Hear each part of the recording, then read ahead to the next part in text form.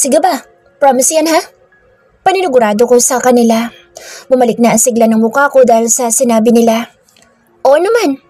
Sabay-sabay nilang sagot. Cheers! Sabay pinky ng mga basong hawak namin na may lamang imported na alak bilang tanda din ng napagkasunduan namin. So, suportahan ka pa din naman namin sa proposal mo. Gusto lang namin makasigurado ka muna. Saad ni Dada pagkatapos naming uminom ng sabay-sabay. Alam ko naman yun, kaya nga sa inyo muna ako lumapit eh. Tugon ko sabay subo ng chips. Marami pa sila ipinayo tungkol sa pag-aasawa na tinatandaan ko naman. Tinanong din nila ang tungkol sa mama ni Marian. Alam naman kasi nila ang kalagayan na magiging bianan ko. Matapat ko naman sinabi sa kanilang walang problema sa akin kung isasama ni Marian sa magiging bahay namin ang mama niya. Nag-iisa nga kasi siyang anak, kaya wala namang ibang mag-aalaga dito kundi siya lang. Pagkaubos namin ng isang bote ng alak ay umalis na din sila dahil hindi naman weekend kaya may mga trabaho pa kami kinabukasan. Uminom ka na ba ng gamot? Nag-aalalang tanong ni Marian. Masama ang pakiramdam ko pagising ko isang araw kaya tinawagan ko siya. Hindi pa. Masakit din ka sa mga muscles ko kaya hindi ako makapagluto. Mahinang sagot ko. Inuubo pa nga ako kaya paputol-putol ang salita ko. Sige, maliligo.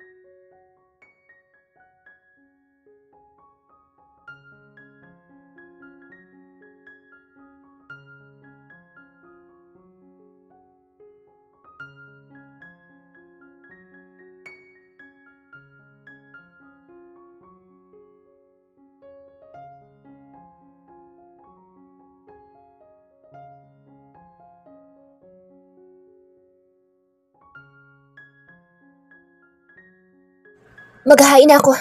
Paalam ko naman sa dalawang masayang nagkukwentuhan na sa sala. Parang ang wala ako sa harapan nila kung mag-usap. Hindi na din nga napansin na wala na ako sa sala.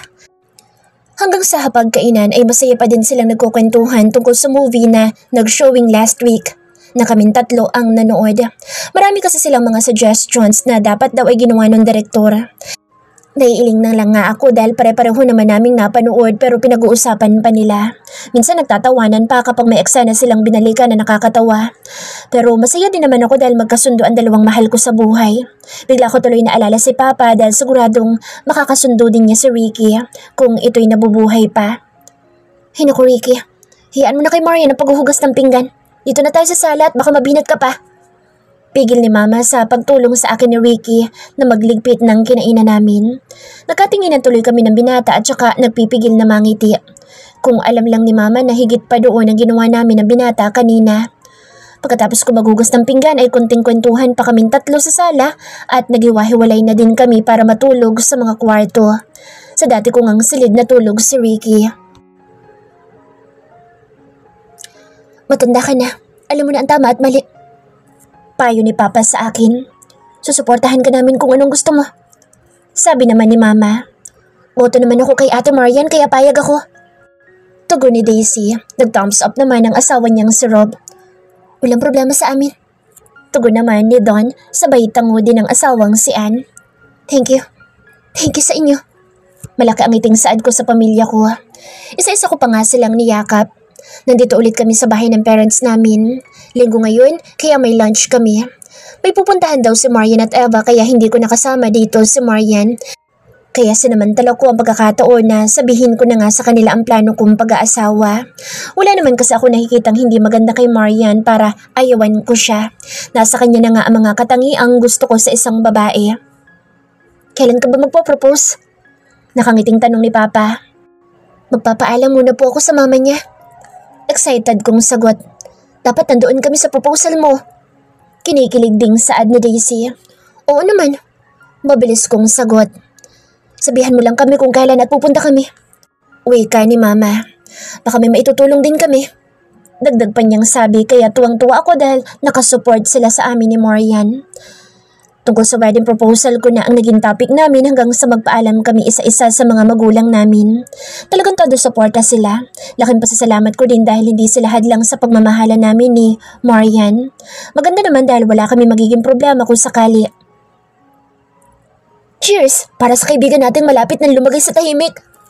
Saad ni Dada at siya pa mismo ang una nagtaas ng bote ng beer. Cheers!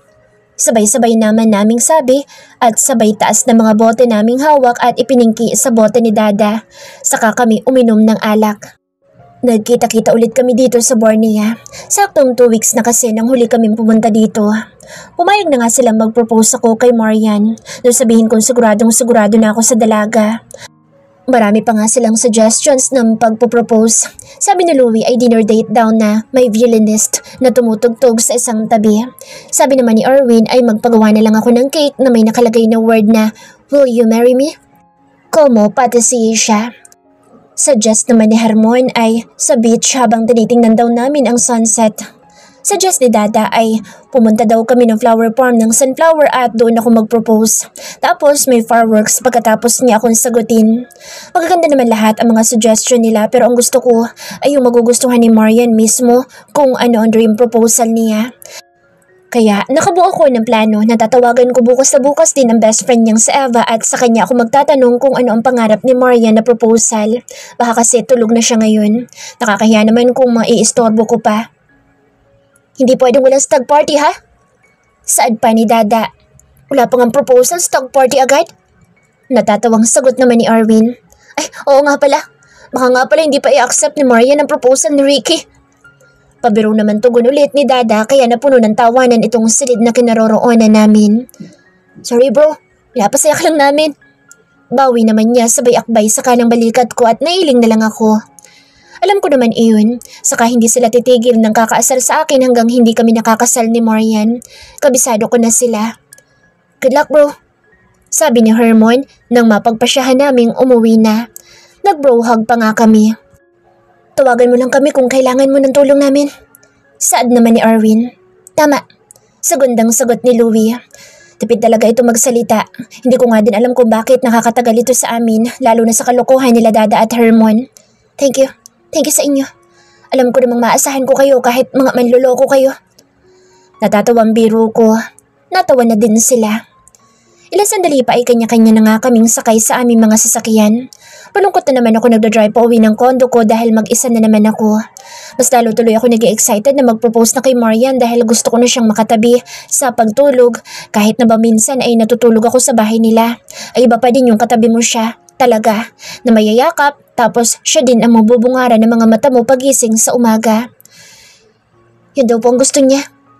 Tugon ni Eva nang sagutin ko ang tawag niya para sabihin kung ano nga ang gusto ni Marian sa wedding proposal. Kahit gusto ko na siyang iyain magpakasal ay naghintay pa din ako para maging perfect ang gagawin ko.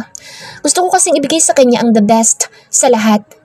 Tinawagan ko na nga siya kinabukasan nang mag-usap-usap kami magkakaibigan. Sinabi nga niyang tatanungin niya si Marian kaya kagabi ay nagkita sila. Ipinaalam pa nga ni Marian sa akin kahit alam ko naman ang usapan nila.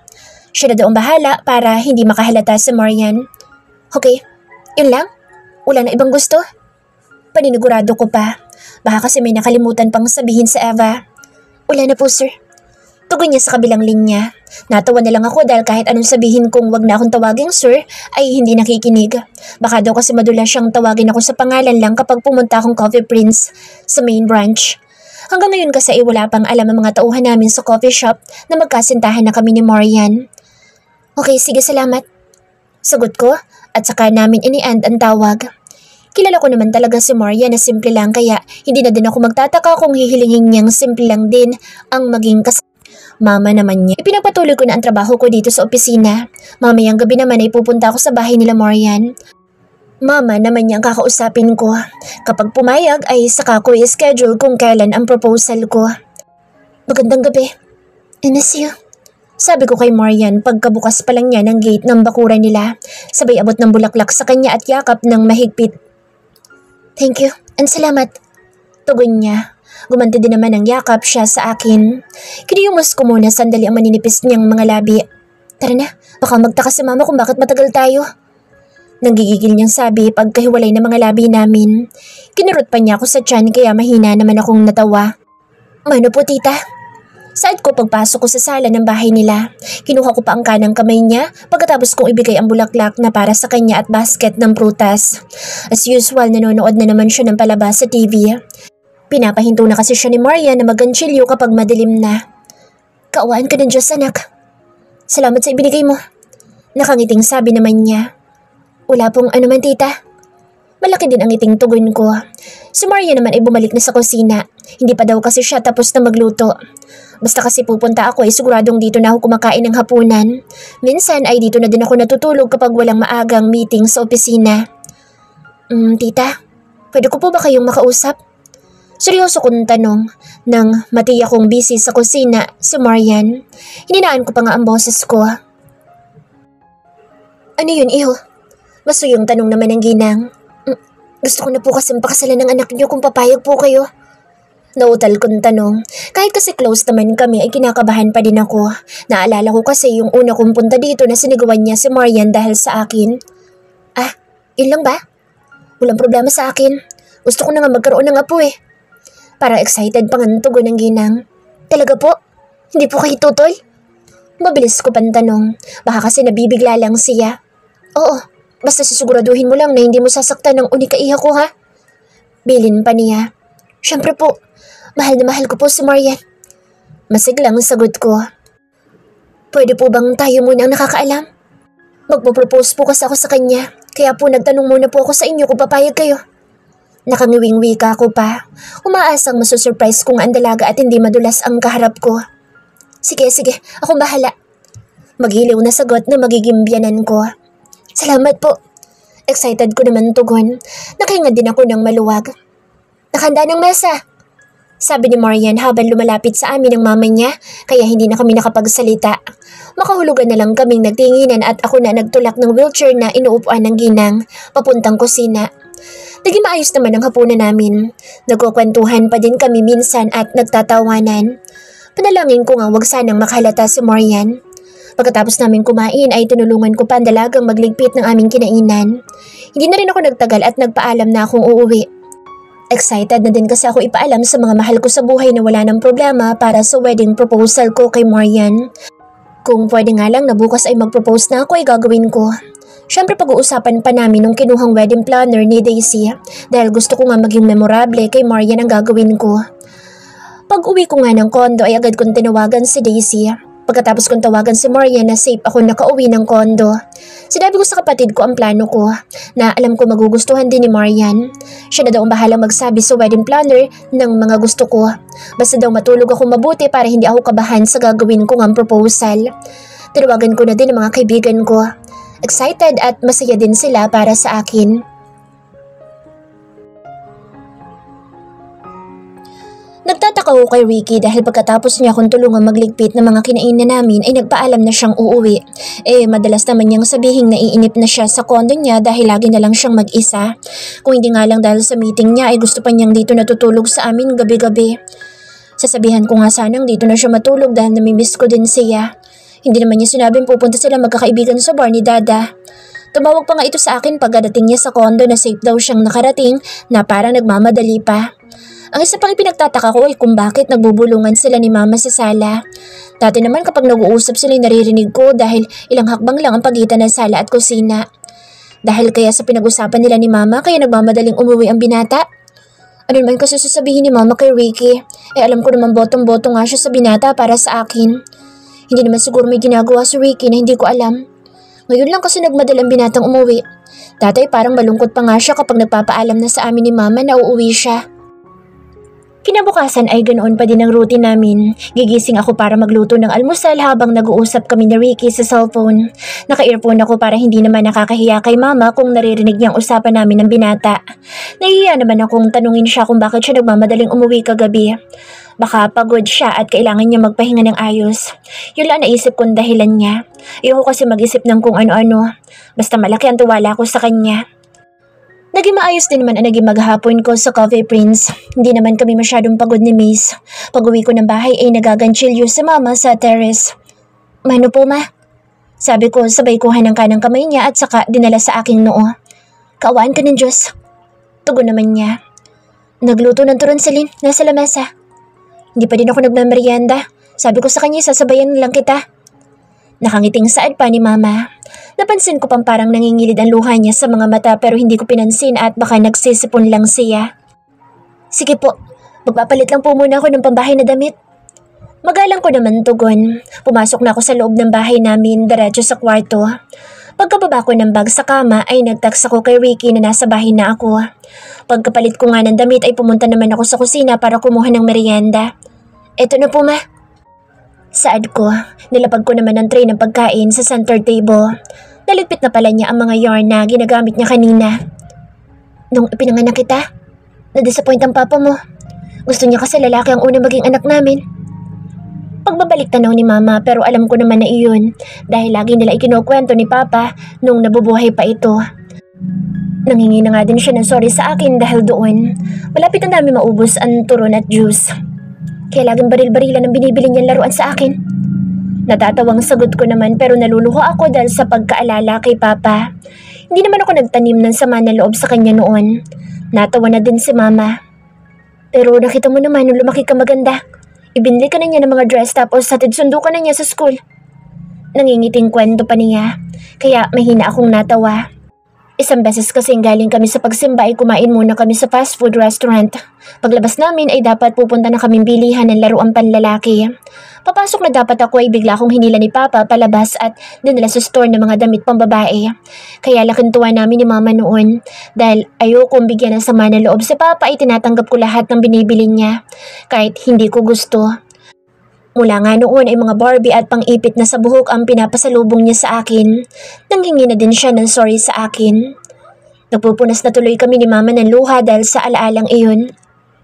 Pero alam kong masaya ang papa mo kung nasaan man siya ngayon. Dahil ang anak niya ay lumaking mabait at mas lalong gumanda. Biro pa ni Mama kaya natawa kaming pareho. Sayang nga lang po Mat, hindi niya nakilala si Ricky. Malungkot ko namang saad. Magkakaroon na sana siya ng anak na lalaki kung sakali. Pilit ang ngiting sagot ko. Masaya din siguro ang papa mo dahil sa mabait at mapagmahal na lalaki. Mapupunta ang kanyang uni kaiha. Nakangiting wika ni mama pero halata ang lungkot sa kanyang mga mata. Naaalala niya siguro si papa. Niyakap ko naman siya. Namimiss ko na po si papa. Tuluyan na akong naiyak. Kaya po magpalakas kayo para po makalaro niyo magiging apo niyo. Masaya pero may luhang sabi ko kay mama. Bakit? Magkakaroon na ba ako ng apo? Nalalaka ang mga matang tanong ni mama. Ma, hindi po. Natatawang tugon ko naman. Talis tuloy ang pagkakayakap ko sa kanya sabay pahid ng luha ko. Kung sakali lang po.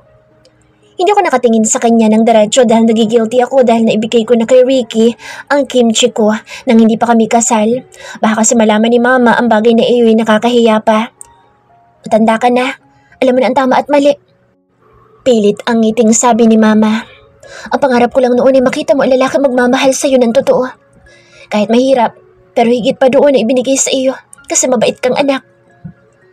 Kanina ko pa nga napapansin na parang malungkot siya na hindi ko maintindihan. Saka kung magsalita siya ay parang may ibig sabihin. Siya naman ang yumakap sa akin mula sa tagiliran ko. Idinantay niya ang kaliwang pisngi niya sa kanang balikat ko na para bang naglalambing. Konti na lang nakain na amin nung hapunan dahil busog pa kami sa kinain namin turon. Hanggang sa paghiga namin ay malambing si mama. Yumakap pa nga ito sa akin at panihalik sa pisngi ko. Alam ko naglalambing naman talaga ng ganito si mama pero sobra naman yata ngayon ang pagkaklingi niya. Para bang aalis ako ng matagal kung maglambing siya. Sagutin ko lang po ang tawag ni Eva. Paalam ko kay mama. Tumunog kasi ang cellphone at sa Eva ang tumatawag. Binitawan niya ako mula sa pagkakayakap niya kaya tumayo na ako para pumuntang balcony ng kwarto para hindi maistorbo ang panonood niya ng palabas sa TV. Hello? Bungod kong bati sa best friend ko. Pagkasagot ko ng tawag niya. Hello, best? Ganting bati din niya. Magkita naman tayo sa Saturday night? Dinner tayo? Aya pa niyang malambing ang pagkakasabi. Tayo lang dalawa? Takang tanong ko. Noong isang araw kasi ay nag-dinner na kami tapos 2 araw mula ngayon ay kakain ulit kami sa labas. Oo, madalas naman natin yung gawin diba? Bakit nananawa ka na ba sa akin? Natatawang biro pa niya, natawa na din ako. Loka, hindi no? Bakit hindi natin isama mga boyfriend natin? Patanong kong pagkakasabi. Hindi pwede. Para sa atin lang to. Girl bonding natin. Natatarantang tugon pa niya kaya napakunot noon na lang ako. Mula kasi na magka-boyfriend ako ay madalang na kami mag-dinner na 2. Tsaka kakakain nga lang namin sa labas nung isang gabi tapos magdi-dinner ulit kami. Sige. Saan ba? Tugon ko na lang at baka sumaba pa ang loob sa akin kapag hindi ako pumayag. Sinabi naman ito kung saan. Napuntahan na namin iyon at gusto ko naman iyon lugar na sinabi niya dahil maganda doon at puro bulaklak ang paligid. Tahimik pa. Hindi siya sikat na restaurant pero maganda ang ambience. Okay, saan tayo magkikita? Tanong ko pa. Ako na lang ang susundo sa'yo dyan. Sagot naman niya. Para sabay tayong pumuntang restaurant. Parang excited pa niyang sabi. Okay. Walang sagla kong sagot. Nawala nga pala sa isip kong baka ayain din ako ni Ricky ng araw na iyon. Nabigla ako sa pagpayag. Dati kasi tinatanong ko muna siya kung wala kaming date. Saka lang ako papayag kapag nag-aya si Eva. Bahala na nga. Baka wala naman kaming date sa Sabado. O baka pwedeng isama ko na lang siya. Bahala si Eva kung hindi niya isasama si Rock. Pwede naman niyang pasunurin sa restaurant. Pansin ko pang parang kakaiba mga taong nasa paligid sa akin ngayon. Hindi ko lang maintindihan kung bakit kung ano-ano pa kasi tinatanong ni Eva sa gusto kong kainin. Diba? O-order pa lang dapat kami kapag nandoon na. Sinabi ko na lang ang gusto ko para matapos na. Baka kasi tumatawag si Ricky, hindi ako matawagan dahil kausap ko nga siya.